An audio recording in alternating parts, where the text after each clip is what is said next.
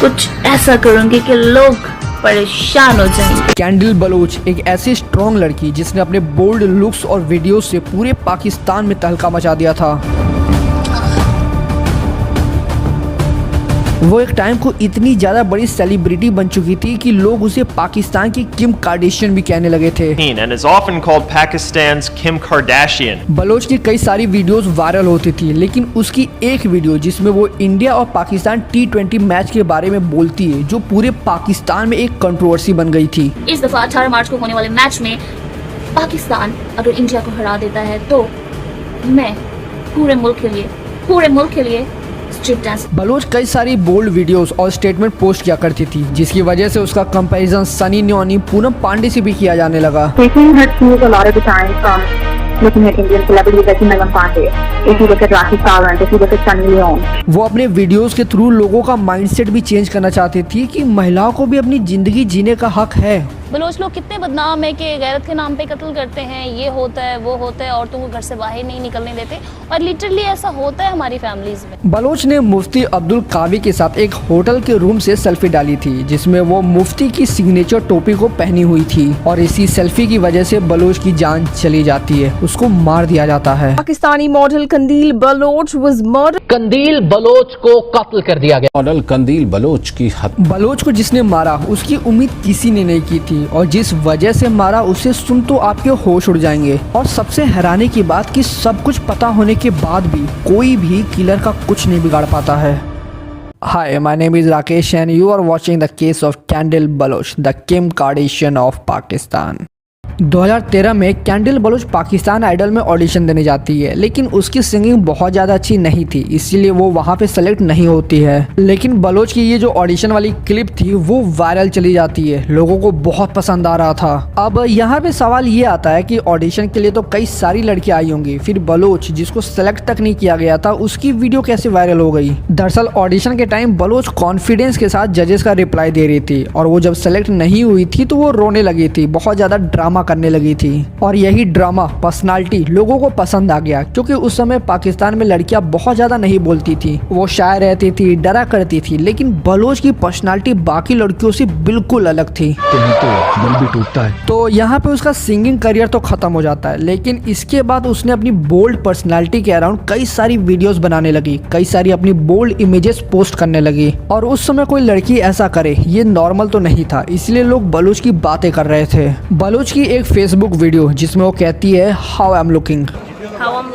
और ये वीडियो पूरे पाकिस्तान में वायरल हो जाती है। हर जगह बलोच की इस वीडियो पे लोग पैरोडी बना रहे थे। 2015 आते आते बलोच पाकिस्तान की सबसे बड़ी पहली सोशल मीडिया सेलिब्रिटी बन चुकी थी, लेकिन अब यहाँ से बलोच की लाइफ में प्रॉब्लम्स आना शुरू होती है। उसकी बोल्ड वीडियोस को देखकर कई सारे लोगों को लगा कि नहीं, एक लड़की को ये सब नहीं करना चाहिए, ये पाकिस्तान का नाम खराब कर रही है। 16 मार्च 2016 के आसपास बलोच की एक और वीडियो वायरल होती है, जिसमें वो कहती है कि अगर 2016 T20 मैच में पाकिस्तान इंडिया को हरा देती है तो वो स्ट्रिप डांस करेगी। अब बलोच की बोल्ड वीडियोस को लेकर लोग पहले से ही खुश नहीं थे, और इसके बाद तो मानो हर जगह बलोच की इस वीडियो की बातें होने लगी थी। और खासकर जो पाकिस्तान के रिलीजियस स्कॉलर्स थे उनको बलोच बिल्कुल भी पसंद नहीं थी, क्योंकि उन सबका मानना था कि एक लड़की को अपनी बॉडी इस तरीके से नहीं दिखानी चाहिए। और धीरे धीरे बलोच एक नेशनल डिबेट बन जाती है। बलोच को बोल्ड वीडियोस बनाना गलत नहीं लगता था, क्योंकि उसका मानना था कि ये उसकी लाइफ है, वो जैसे चाहे वैसे जी सकती है। वो कई बार टीवी एंकर्स, रिलीजियस स्कॉलर से टीवी पे डिबेट किया करती थी, और ऐसे ही एक टीवी डिबेट में उसकी मुलाकात एक रिलीजियस स्कॉलर मुफ्ती अब्दुल कावी से होती है। उस टीवी डिबेट में मुफ्ती कावी कहता है कि आप इस समय कराची में, हम भी कराची में, मुलाकातें तो होंगी। और होता भी ऐसा ही है। बलोच एक होटल के रूम में मुफ्ती कावी से मिलने जाती है, वो मुफ्ती के साथ वीडियो भी बनाती है, और इसके बाद जो वो करती है शायद वो उसकी सबसे बड़ी गलती थी।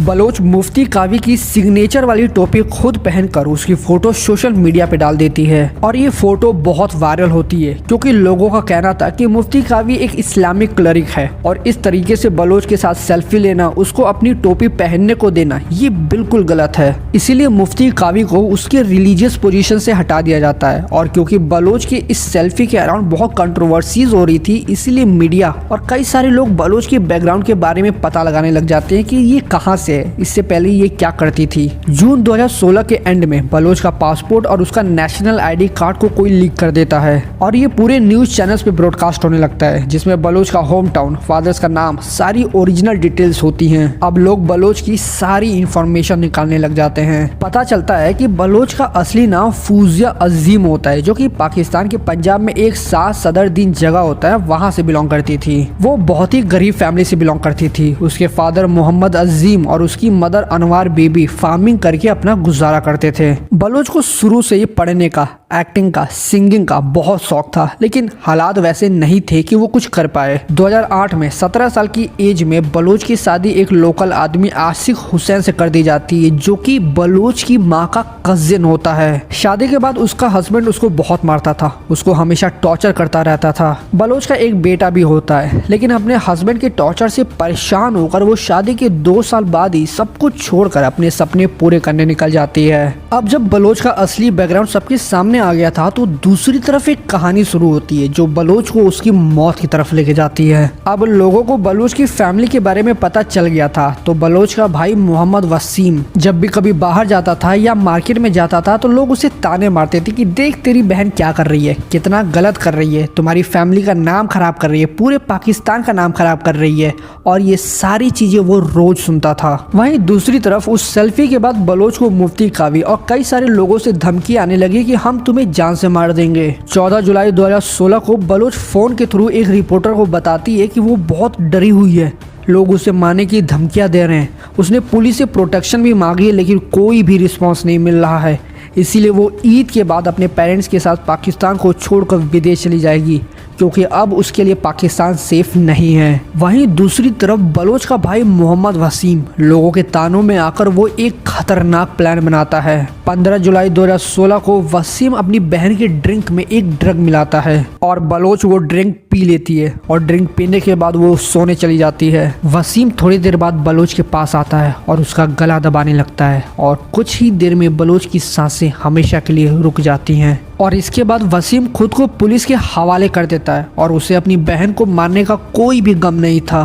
कोई शर्मिंदगी है आपको? नहीं है शर्मिंदगी। वसीम को 2009 में अपनी बहन बलोच के मर्डर के लिए उम्र कैद की सजा सुनाई जाती है, लेकिन वो बच जाता है। पाकिस्तान के कानून के मुताबिक ऑनर किलिंग में अगर फैमिली मेंबर माफी दे दे तो एक्यूज्ड को छोड़ा जा सकता है, और क्योंकि ये एक ऑनर किलिंग था इसीलिए वसीम के पेरेंट्स उसको माफ कर देते हैं और 2022 में कोर्ट वसीम को आजाद कर देती है। ऐसा नहीं है कि बलोच के पेरेंट्स बलोच से प्यार नहीं करते थे, क्योंकि मर्डर के बाद उन्होंने वसीम के खिलाफ एफआईआर कराई थी कि इसी ने मेरी बेटी को मारा है, लेकिन फिर भी उन्होंने 2022 में अपनी बेटी के कातिल वसीम को माफ कर दिया। बलोच सोसाइटी से अलग जीना चाहती थी, वो महिलाओं के लिए कुछ करना चाहती थी, उनके लिए आवाज भी उठाती थी, लेकिन उसकी आवाज को हमेशा के लिए बंद कर दिया गया।